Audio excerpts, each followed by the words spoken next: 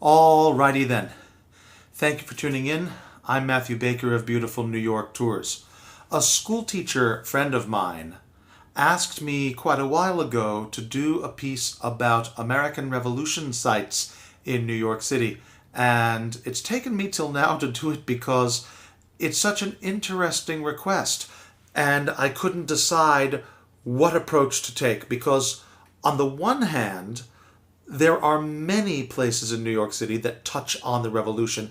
And on the other, it's a strange and interesting challenge because, the Americans never took New York in battle.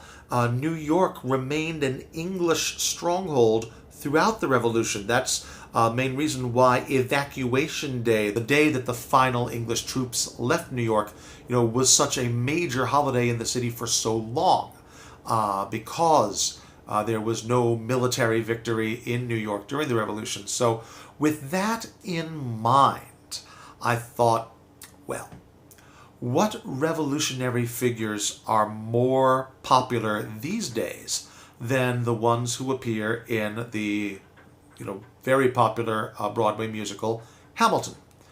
And of those figures, the one that I thought it would be fun to talk about is a previously unsung fellow who, has become all the rage since Hamilton brought him back to people's attention, and that is the spy Hercules Mulligan. Hercules Mulligan, Irish ancestry, as you can tell by the name, was a tailor.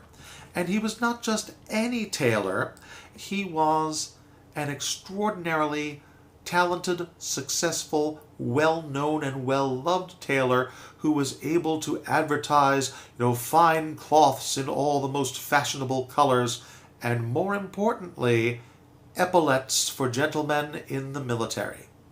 Well, of course, this meant that all of the English officers would come to him for their uniforms. He had a shop on what was then known as Queen Street.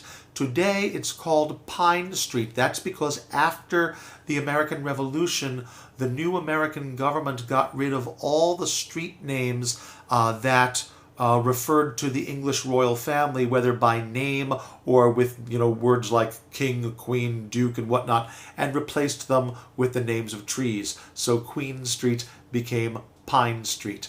But at his tailor shop, his haberdashery, at what is now Pine Street, Hercules Mulligan would personally measure and fit the English officers who were occupying the city with their new uniforms.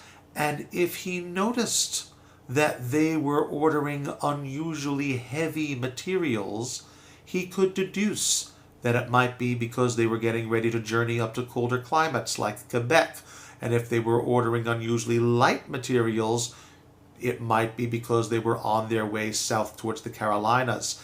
And Mulligan, who lived in the area that's now the South Street Seaport, he lived right around the corner from the headquarters of the Culper Spy Ring. The Culper Spy Ring, managed by Robert Townsend and overseen by Alexander Hamilton himself. The Mulligans, Hercules and his brother Hugh, were members of the Culper Ring, and Hercules made no bones about being a patriot, in spite of the fact that he was married to a very high-ranking British officer's daughter. He was a patriot, and he would go to the Culper Ring and spill what information he knew. Now, this wasn't all. He didn't merely deduce where the officers were going because of the weight of their wool. He would chat with them, and soon he had them freely gossiping about the size of their regiments, the movements of their regiments, what they had in mind. He was such an affable and amiable figure that none of the British officers ever gave him a second thought. And after all, he was married to one of us. So it never occurred to them that they were playing right into his hand. Today, Hercules Mulligan is buried in Trinity Churchyard along with many of the great heroes of the American Revolution. And because he has become so popular again to historians, both professional and amateur, His grave is now also marked with a historic captioned plaque for more additional information than a regular gravestone often includes. And so it's a wonderful thing to see when an artistic endeavor like a Broadway musical reminds us of these very, very successful heroic figures that history had for quite a long time forgotten.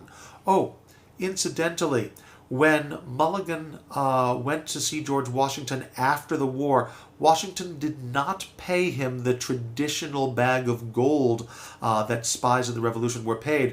What Washington did instead was he bought a full set of clothes from Mulligan's shop. And forever after, Mulligan was able to advertise "Clothier to General Washington," and his career was assured. So I certainly hope that when our current crisis is over and you come to New York City, you will take a full tour at Beautiful New York Tours. Whether that assures my career remains to be seen, but I am sure that we will have a wonderful time together. You can search Beautiful New York Tours on Facebook or email me at baker.tours@yahoo.com. Again, that is baker.tours@yahoo. Thank you very much.